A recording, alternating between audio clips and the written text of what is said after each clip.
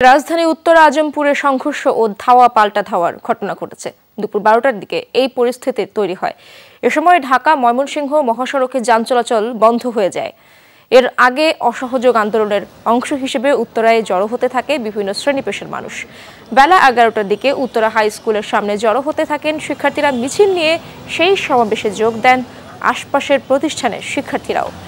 এ সময় বিএনএস সেন্টারের সামনের সড়কে এসে অবস্থান নিলে ঢাকা ময়মনসিংহ মহাসড়কের দুই পাশে যান চলাচল